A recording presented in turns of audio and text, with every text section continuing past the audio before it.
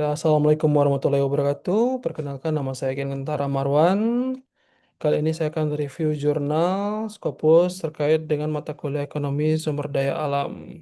Baiklah, untuk pertama saya yang terhormat Bapak Dr. John Marta SE MSI dan Bapak Profesor Dr. Idris MSI selaku pengampu mata kuliah ekonomi sumber daya alam. Baiklah, saya akan membahas terkait dengan jurnal yang berjudul How Economics and Policy Uncertainty Shapes the Strategy of Climate Change Policy, yang artinya adalah bagaimana ketidakpastian ekonomi dan kebijakan mempengaruhi ketatnya kebijakan perubahan iklim.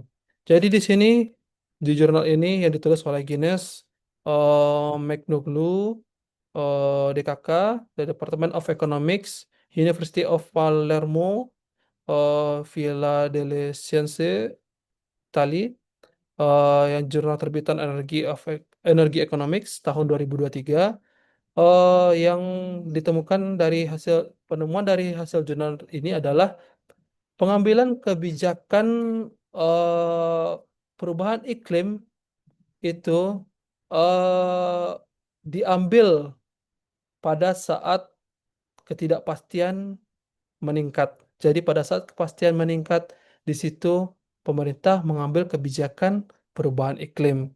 Memang fakta menjadi sangat mengejutkan bahwa ketika resesi atau ketidakpastian dalam segi ekonomi itu akan mengambil atau peluang bagi pemerintah mengambil kebijakan yang eh, tentang kebijakan perubahan iklim seperti menaikkan pajak karbon dan lainnya. Jadi di sini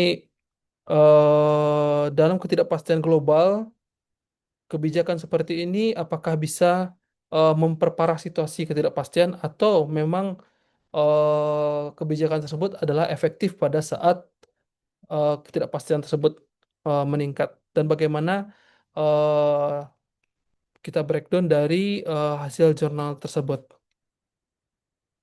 Jadi dari jurnal ini observasi dari 37 negara, negara maju maupun negara berkembang yang mana rentang waktunya dari 1990 hingga 2020. Yang mana terdapat 13 instrumen kebijakan berdasarkan OECD, EPS, Environment, eh, IPS Index. Jadi untuk mengukur bagaimana kebijakan ekonomi, environment policy strategy. Jadi pengetatan kebijakan lingkungan. Jadi di penelitian ini mengobservasi 14.000 data panel. Pada saat eh, revolusi industri yang dimulai pada revolusi industri pertama, itu peningkatan CO2 di udara atau karbon monoksida itu meningkatkan efek rumah kaca dan menyebabkan pemanasan global. Dari produksi ekonomi atau aktivitas ekonomi tersebut bisa meningkatkan eksternalitas negatif kepada lingkungan dan membuat kualitas lingkungan yang menurun. Jadi perubahan iklim yang diakibatkan dari peningkatan aktivitas tersebut, yang mana CO2 di udara semakin meningkat, dan global warming dari efek dari rumah kaca tersebut meningkatkan perubahan iklim. Perubahan iklim tersebut, ketidakpastian perubahan iklim, yang mana kita tahu ada banjir di beberapa daerah dan panas kekeringan di beberapa daerah lainnya. Jadi, perubahan iklim tersebut bisa meningkatkan resiko kesehatan bagi masyarakat dan ketahanan pangan yang berkurang, sehingga memperoleh makanan-makanan yang layak itu sangat susah. Jadi ketahanan pangan, yang mana ketahanan pangan, kesehatan tersebut bisa berdampak kepada stabilitas ekonomi suatu negara. Stabilitas tersebut tentunya dalam perubahan iklim ini diperlukannya kebijakan dari pemerintah untuk memitigasi langkah-langkah dari perubahan iklim tersebut. Jadi untuk perubahan iklim tersebut kita memerlukan kebijakan pemerintah. Namun kebijakan pemerintah itu kadang memiliki trade-off. Di sisi lain bisa meningkatkan lingkungan, dan di sisi lainnya climate change policy tersebut bisa mempengaruhi kebijakan atau kinerja dari makroekonomi suatu negara. Yang mana ketika dilakukannya kebijakan climate change policy tersebut, dalam beberapa penelitian menyebutkan akan menurunkan output yang mana penurunan output tersebut diakibatkan dari peningkatan biaya seperti biaya pajak emisi, biaya pajak untuk menyelesaikan eksternalitas negatif tersebut sehingga bisa efek dari eksternalitas tersebut atau biaya eksternalitas tersebut bisa mengembalikan alam seperti sedia kala atau menurunkan resiko-resiko dari meningkatnya gas rumah kaca atau CO2 tadi. Yang mana pengurangan output juga meningkatkan biaya dan juga mengurangi produktivitas dari tenaga kerja maupun dari modal. Dan setelah biaya yang meningkat, tentunya dari pengusaha akan eh, adanya kemungkinan PHK atau potensial labor adjustment. Jadi kemungkinannya ada penyesuaian tenaga kerja dikarenakan kenaikan biaya tersebut dan berpengaruh juga kepada pendapatan setiap rumah tangga dan keseimbangan pendapatan. Jadi adanya ketimpangan juga di dalam perekonomian. Jadi efek ini sensitif. Jadi berbicara terkait dengan kebijakan, kita berbicara terkait dengan kekuasaan atau pemegang kekuasaan pemerintah. Jadi kita tahu program-program pemerintah, apalagi di negara-negara demokrasi, itu adalah memiliki biaya politik jangka pendek. Jadi ini suatu kebijakan, pengambil kebijakan eh, kebijakan dari perubahan lingkungan tersebut yang untuk memperbaiki lingkungan adalah kebijakan non populis. Berbeda halnya dengan beberapa kebijakan-kebijakan lain seperti bansos dan lainnya. Itu adalah kebijakan populis yang akan 5 tahun kemudian akan berdampak kepada kepemilihan berikutnya, baik itu di parlemen ataupun di pemilihan presiden. Jadi eh, kebijakan ini memiliki biaya politik jangka pendek, yaitu inflasi harga energi, penyesuaian pasar tenaga kerja, dan hilangnya suara pemilih. Ketika pemerintah menetapkan kebijakan eh, climate change policy ini, jadi akan meningkatkan kemungkinannya hilang suara pemilih di pemilu yang akan datang. Tetapi di jangka panjang, pengurangan emisi dan mitigasi terhadap kerusakan struktural itu diperlukan. Dan di beberapa perjanjian-perjanjian internasional juga diperlukan. Jadi kan kebijakan iklim yang ambisius memaksa politisi untuk menanggung biaya ekonomi segera demi manfaat yang baru terasa puluhan tahun kemudian. Jadi politisi harus mengeluarkan biaya politik untuk jangka pendek untuk memenuhi kebutuhan yang baik untuk jangka panjang. Jadi ini ada trade-off dari pemegang kebijakan ketika melakukan kebijakan tersebut akan berpengaruh kepada elektoral presidensial pada saat pemilu mendatang. Jadi kemungkinan ini government atau pemerintah menunda atau melemahkan reformasi. Jadi ada kemungkinan beberapa penelitian untuk menunda dan melemahkan reformasi. Jadi sehingganya eh, kepentingan dari kebijakan perubahan iklim tersebut tidak hanya mempertimbangkan untuk lingkungan, tetapi juga untuk kendala ekonomi dan politik. Jadi di sini fakta mengejutkan dari hasil penelitian ini adalah ada jendela peluang bernama ketidakpastian. Jadi kita bisa melihat dari kurva tersebut yang tampil, ini menampilkan tah hubungan antara tahun dan environmental policy strategy. Jadi kebijakan dari lingkungan dan tahun. Pada tahun 1990 itu ada Perang Teluk dan 1911 itu WTC ya. Ini adalah bisnis cycle-nya peningkatan ekonomi dan kebijakan-kebijakan pengetatan dari lingkungan ya. Ada hubungan positif, jadi setiap ada ketidakpastian atau sedikit resesi ya, pada saat Gulf War hingga 9/11 itu peningkatan kebijakan dari lingkungan itu meningkat dan meningkat dari tahun ke tahun dari 1990 hingga tahun 2020. Peningkatan yang drastis pada 9/11, kejadian WTC, dan Perang Irak, dan wabah SARS.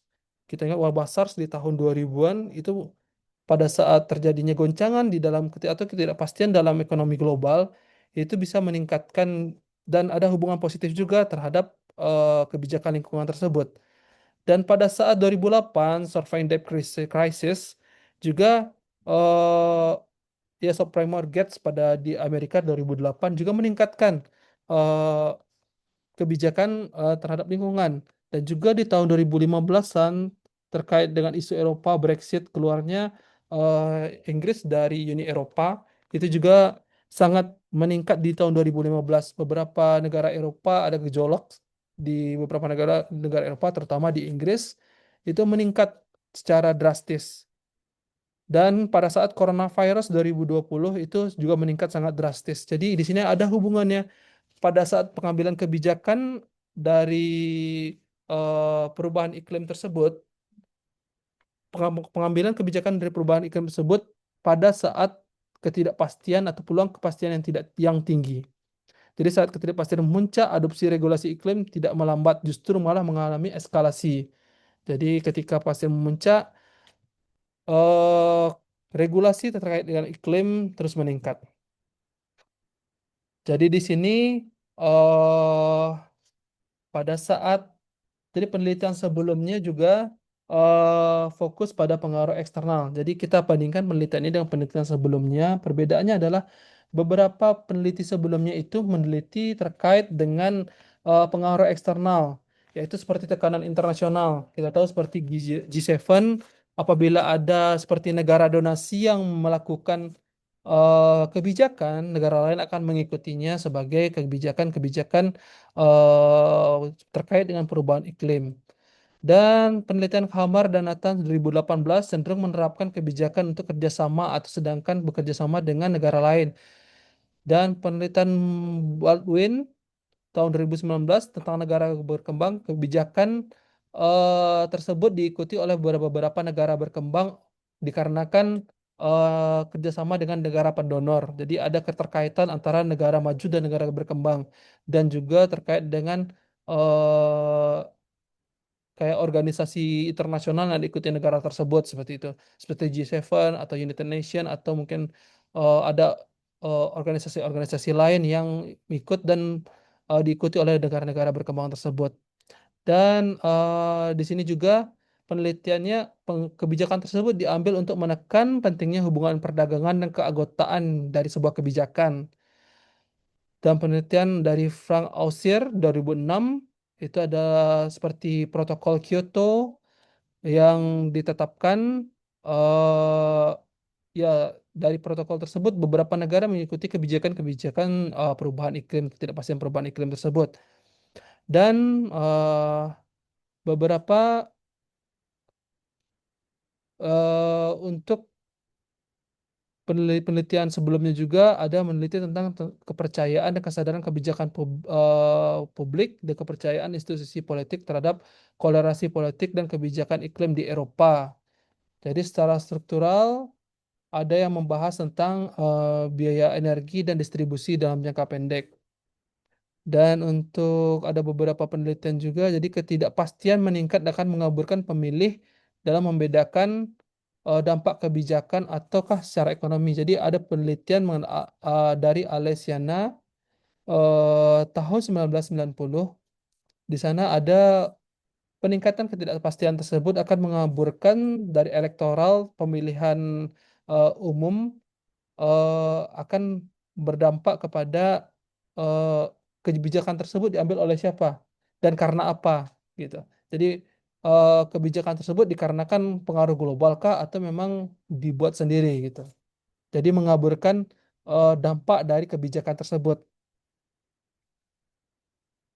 Jadi untuk perbedaan dari literatur sebelumnya eh, mungkin tidak ada di literatur sebelumnya adalah mendorong faktor pendorong untuk kebijakan iklim. Jadi apa yang menjadi faktor pendorong dan dari kebijakan iklim tersebut? Yang penelitian sebelumnya hanya membahas tentang faktor-faktor eksternal dan faktor internal dari sebuah negara. Faktor eksternal seperti tadi yang saya sebutkan, perjanjian internasional atau terdalam organisasi internasional. Yang kedua itu terkait dengan eh, kepercayaan terhadap politisi ataupun sistem demokrasi sebuah suatu negara. Jadi di sini jurnal ini membahas tentang faktor-faktor yang mendorong untuk kebijakan tersebut dibuat gitu. Jadi kapan waktu yang tepat untuk membuat kebijakan perubahan iklim tersebut. Jadi di sini untuk riset gamenya bahwa ditemukan pengambilan kebijakan pada saat seharusnya pada saat pengambilan kebijakan perubahan iklim tersebut pada saat normal, posisi yang dibilang posisi yang nyaman atau posisi normal. Tetapi di sini pengambilan posisi tersebut pada posisi atau kondisi ketidakpastian yang lebih tinggi ataupun dalam kondisi resesi di beberapa fase seperti 9/11, surviving the crisis, gejolak di Eropa terkait Brexit dan coronavirus. Kita akan melihat bagaimana penelitian tersebut dibuat. Jadi di sini ada model empiris dan tujuan penelitian. Model empiris tersebut eh, menggunakan regresi OLS dengan data panel eh, dengan data panel 37 negara dengan jangka rentang waktu 1990 hingga tahun 2020. Instrumen kebijakan 13 berdasarkan OECD, PS Index, dan 14.000 observasi data panel. Jadi di sini eh, model intinya adalah delta Y, itu IST adalah I adalah observasi per negara, S adalah policy atau kebijakan, T adalah waktu. Yang lambda dan TOA itu adalah fixed effect dengan mengunci karakteristik spesifik negara dan tren waktunya. Jadi kita fokus kepada variabel independennya adalah WUI. WUI itu apa? WUI itu adalah World Uncertainty Index, indeks yang diperoleh eh, dari OECD berdasarkan berdasarkan kata-kata atau skala yang ditetapkan berdasarkan jadi ada namanya dari beberapa media yang diterbitkan itu kata-kata ketidakpastian uncertainties dan lainnya itu berapa kali keluar di dalam suatu media pada saat waktu tertentu. Jadi diukurlah dampak ketidakpastian tahun lalu dan kebijakan ini. Jadi faktor variabel independennya yaitu WUI di sini. Sebentar.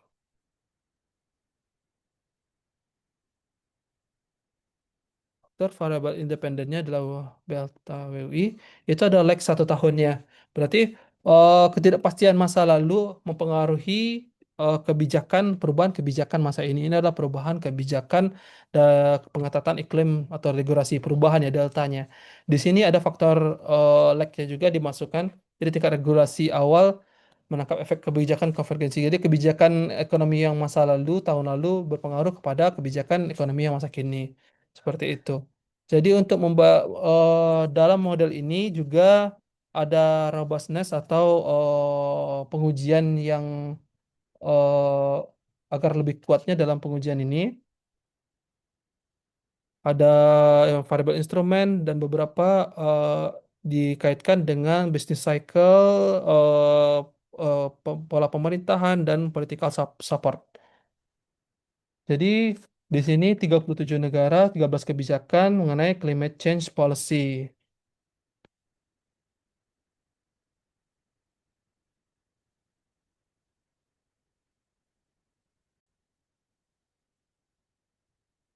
Baiklah, untuk variable dependent sendiri adalah eh, perubahan kebijakan regulasi bahwa definisi operasional dari variable dependent kita yang akan kita teliti adalah EPS.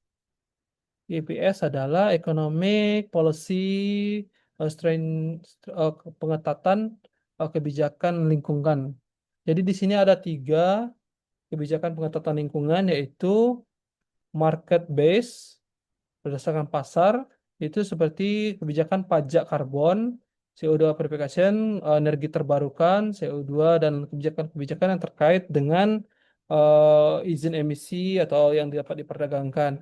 Non-market base adalah performance standar atau misalnya seperti batas emisi ya, batas emisi. Selanjutnya teknologi support, jadi ini seperti teknologi, kebijakan-kebijakan teknologi sepertinya subsidi, ini contohnya seperti subsidi, ataupun R&D terkait dengan kebijakan-kebijakan yang akan mendukung perubahan perubahan iklim. Dan list country atau negara yang akan diteliti adalah ini. Dan dari indeks IPS ini adalah kebijakan yang berbasis pasar, dan berbasis non pasar dan berbasis teknologi seperti itu.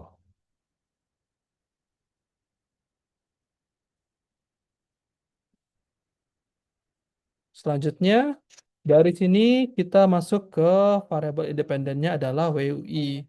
WUI lag T kurang satu, bahwa WUI itu adalah World Uncertainty Index yang mana penilaian kuantitatif, yang ini adalah penilaian penilaian kuantitatif untuk untuk memantau makroekonomi, makroekonomi dan politik dari suatu negara. Jadi dibikinlah kayak seperti frekuensi, ada istilah seperti yang saya bilang tadi uncertainty atau ketidakpastian media, dari media. Jadi dibikinlah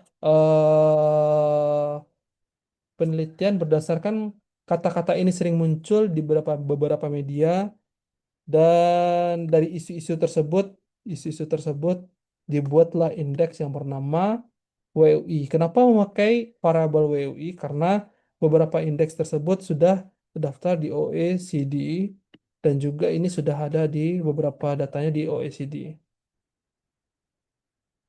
Oke, berarti ini juga kebijakan yang lalu mempengaruhi kebijakan yang sekarang.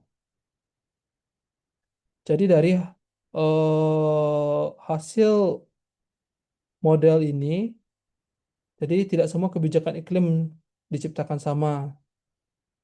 Jadi di sini ada market base, pajak karbon, emisi, perdagangan emisi, biaya jangka pendek tinggi, risiko penolakan publik sangat ekstrim. Jadi ini matriksnya. Ketika melakukan kebijakan market base, biaya pajak sangat tinggi, risiko penolakan ekstrim. Kalau non market base, biaya pendek sangat moderat, visibilitas publik sangat rendah. Dan teknologi support populer secara politik, ini bagus secara politik, tapi risiko penolakan nihil. Tapi ini susah untuk dilaksanakan. Jadi analisis kita harus fokus pada kebijakan market base, kebijakan berisiko elektoral. Jadi dari model model inti kita tadi, kita menemukan hasil bahwa APS APS tadi kita OLS kan regresi panel dengan WUI World Uncertainty Index tadi adalah signifikan pada market base. Jadi dengan market base, jadi signifikan ketika melakukan kebijakan. Jadi eh, peningkatan kebijakan tersebut akan meningkatkan keputusan atau kebijakan pengambilan seperti pajak karbon yang kita ketahui tadi. Jadi ketika ketidakpastian meningkat, maka pemerintah cenderung meningkatkan kebijakan berbasis pasar. Jadi di situ. Selanjutnya WUI sendiri atau World Uncertainty Index tersebut juga memiliki ada dukungan politik juga dan ketidakpastian ekonomi. Jadi di sini variabelnya adalah WUI dan R-square-nya memang rendah 7% karena di sini kita fokus kepada variabel independennya yaitu World Uncertainty Index tadi.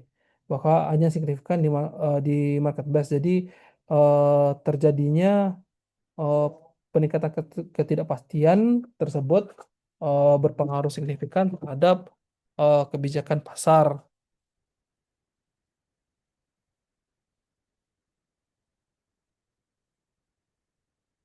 Dan selanjutnya kita kembali ke persamaan awal karena kita karena model ini dalam penelitian ini hanya satu variabel independen. Jadi kita menguji apakah variabel ini termasuk dalam kita eh, variabel dalam penelitian ini ada kemungkinan bahwa adanya endogeneity atau endogen variabel masalah endogeneity ya pada penelitian yang mana disebabkan yang akan menyebabkan hasilnya bias ya dari model utama. Yang mana variabel endogen ini masalah endogenitas ini diperoleh dari omitted variabel yang mana di sini ada variabel yang penting dan tidak termasuk kepada model tersebut sehingga ada berhubungannya X dengan error dan kemungkinan kedua adanya reverse causality. Jadi kemungkinan ada hubungan timbal balik antara X dan Y atau Y dengan X. Jadi ada kemungkinan reverse causality sebab akibat yang saling berhubungan. Jadi digunakanlah variabel instrumen untuk menyelesaikan masalah ini dan menguji robustness atau uji ketahanannya. Di sini ada model kedua, jadi WUI sebagai atau Word Uncertainty Index sebagai variabel dependennya. Dan dimasukkan variabel lain yaitu variabel instrumen yang Z.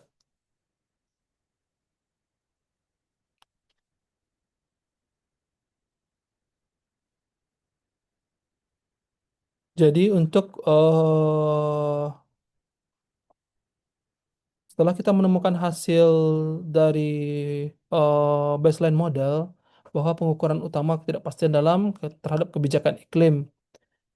Jadi ketemuan pertama itu adalah bahwa eh, hasil regresi data panel tersebut berpengaruh.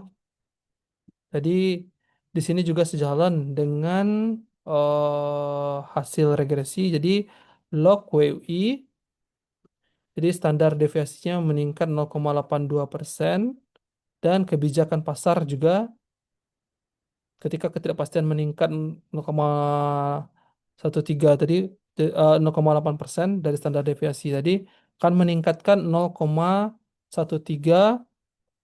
basis point untuk kebijakan eh, kebijakan terkait dengan policy environment policy tadi.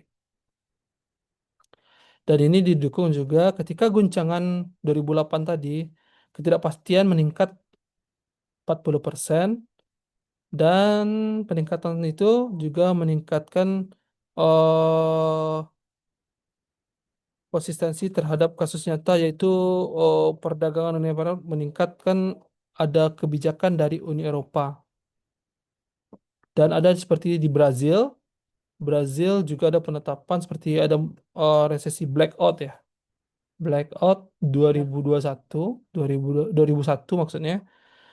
Itu penerapan pajak dan bahan bakar diterapkan pada saat kondisi ini. Selanjutnya, krisis keuangan Swedia juga ditetapkan 1990 pada kondisi ketidakpastian yang tinggi. Dan jadi untuk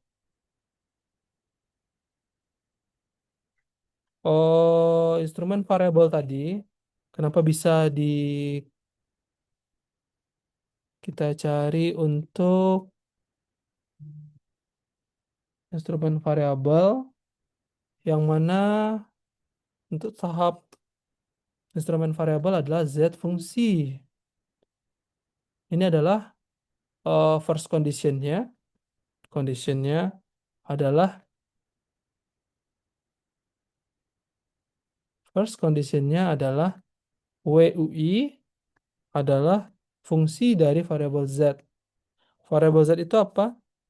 Variabel Z itu kita masukkan adalah konflik politik, politik, jadi meningkatkan dan wusi. WUSI adalah indeks spillover atau indeks yang akan menyebar, indeks ketidakpastian menyebar, ketidakpastian yang menyebar.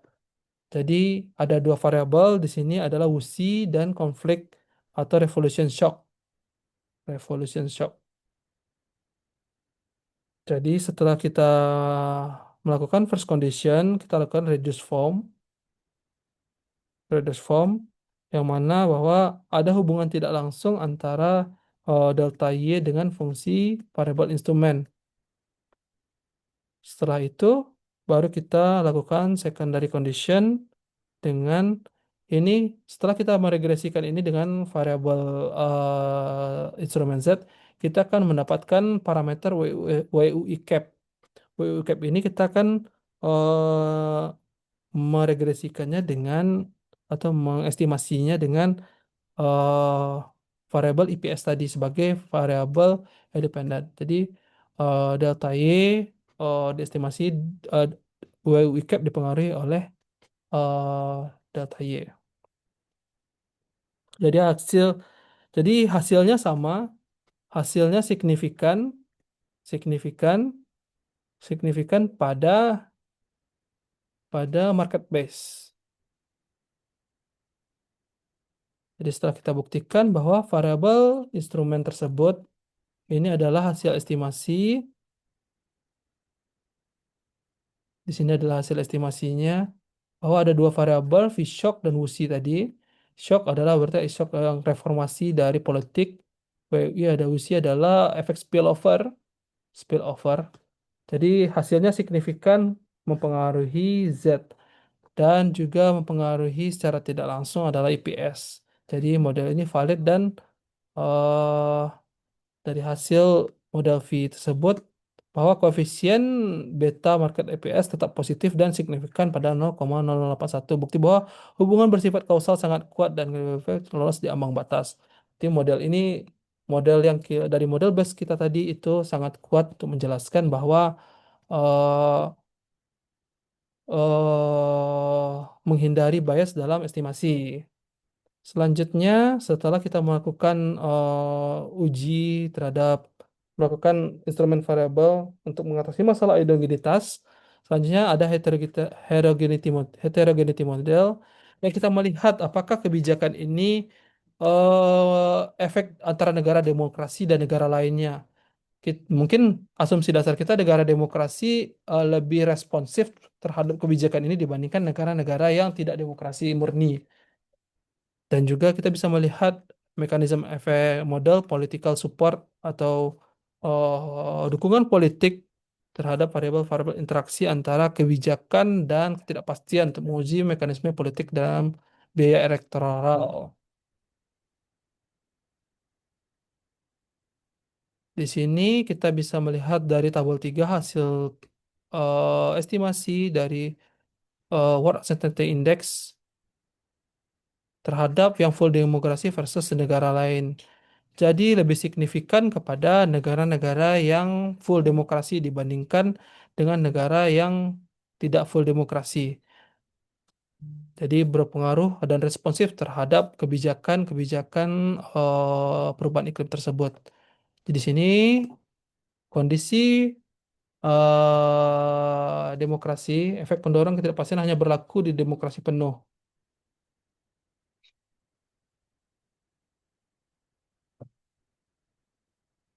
Di demokrasi penuh.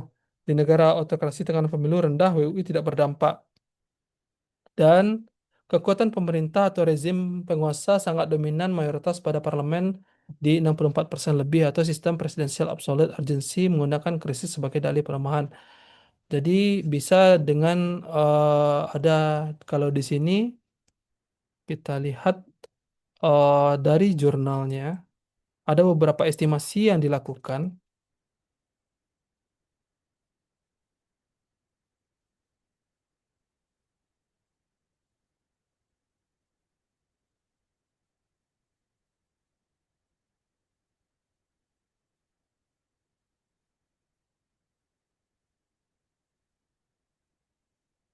beberapa estimasi yang dilakukan seperti ini yang di tabel 4 bahwa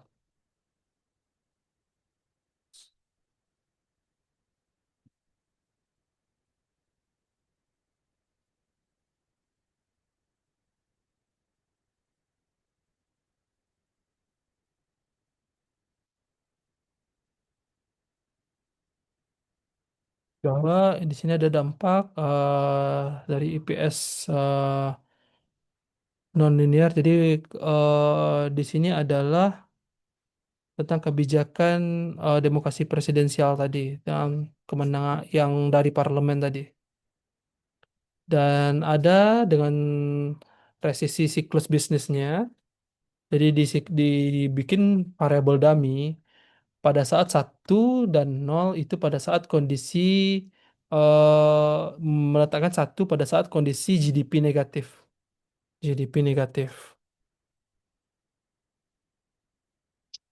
Pada saat GDP negatif dalam konteks tersebut didukung.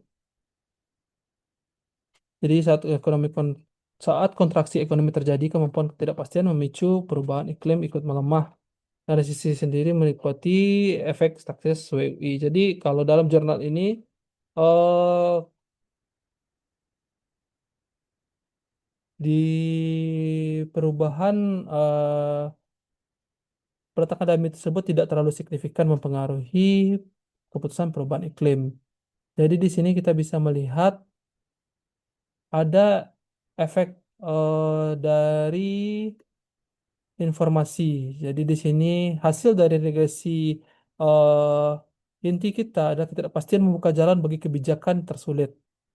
Jadi pada saat kebijakan abu-abu itu tidak tahu, pemilih tidak mengetahui ini apakah dampak dari kebijakan dari politisi yang kita pilih atau dampak dari ketidakpastian global. Jadi ketidakpastian hanya mengubah peta yang permainan untuk kebijakan yang membebani masyarakat dengan biaya langsung.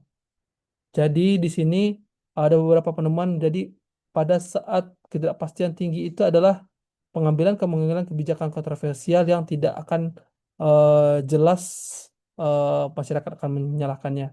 Di syarat mutlak secara sensitivitas elektoral.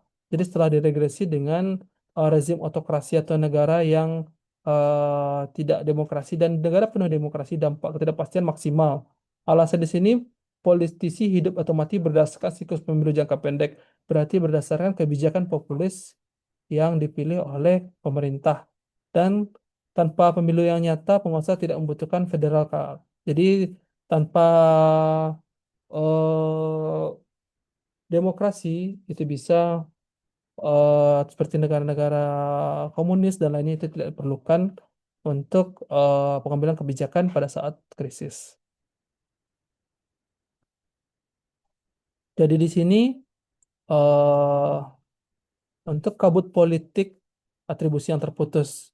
Di sini makna atau yang dari insight hasil penelitian ini, kondisi normal atau kondisi cerah, ketika pemerintah menaikkan pajak karbon, garis atribusi alfa menjadi 100%. Jadi informasi menjadi 100%, inflasi meningkat dan pemilih menjadi marah. Jadi pemilih politik menjadi marah. Ketidakpastian makroekonomi memutus rantai atribusi dan pemilih bingung. Jadi ketika kondisi tidak pasti atau berkabut, ini pada saat terjadi shock atau ketidakpastian tinggi atau terdapat krisis global atau ketidakpastian global seperti ada perang Teluk atau perang Iran yang kita alami sekarang dan diikuti dengan kenaikan harga BBM dan juga harga plastik, itu bisa mengaburkan ketika pemerintah menaikkan pajak karbon. Jadi tidak jelas kenaikan pajak karbon ini disebabkan karena apa? Karena kebijakan pemerintah kah atau karena krisis global. Jadi krisis global ini bisa jadi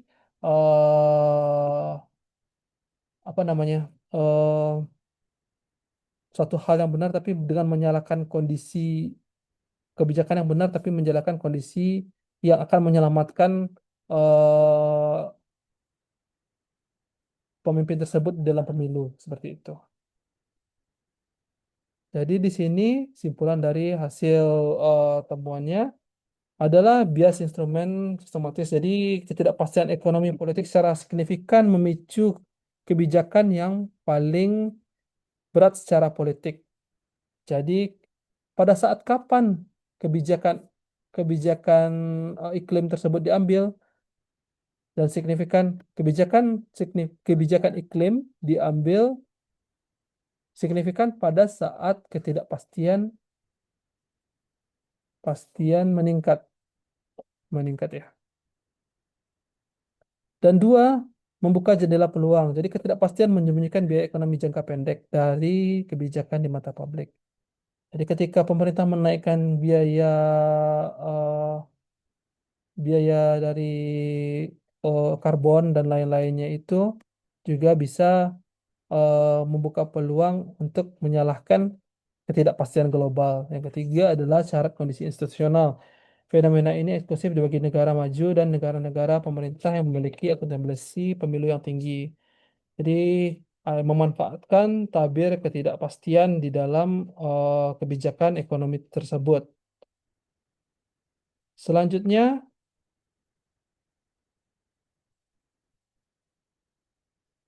dalam hasil ini, oke, mungkin dari saran eh, hasil penelitian ini menyimpulkan, ini kita share lagi aja. Jadi untuk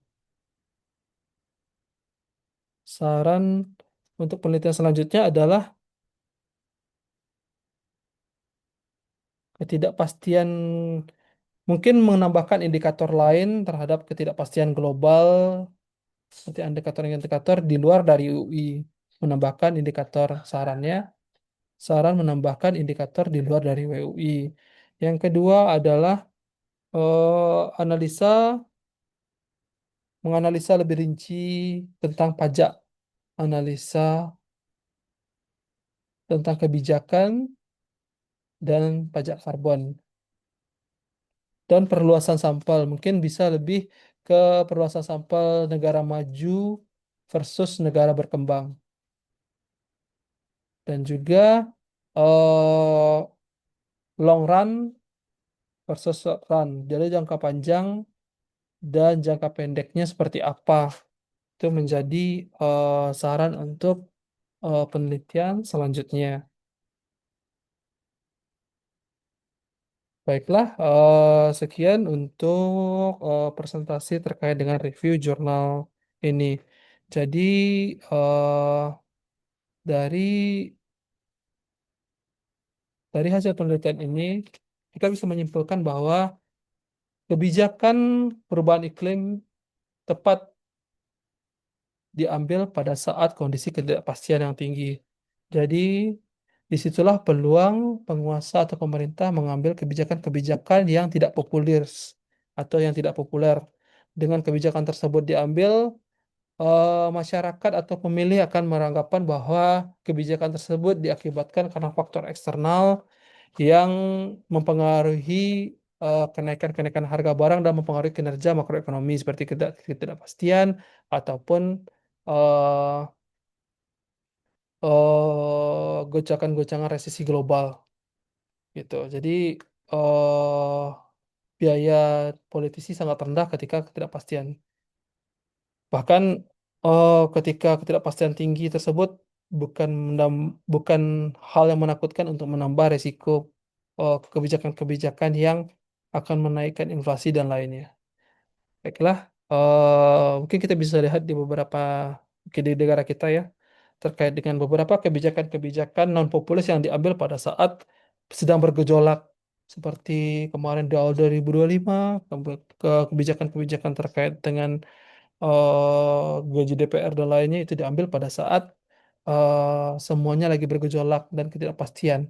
Dan juga pada saat ini harga plastik juga meningkat, bisa jadi dikarenakan ketidakpastian meningkat juga karena perang Teluk atau perang Iran Amerika.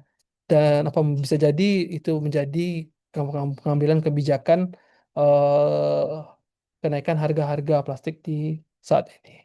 Baiklah, terima kasih. Sekian dulu untuk presentasi saya. Saya akhiri. Assalamualaikum warahmatullahi wabarakatuh.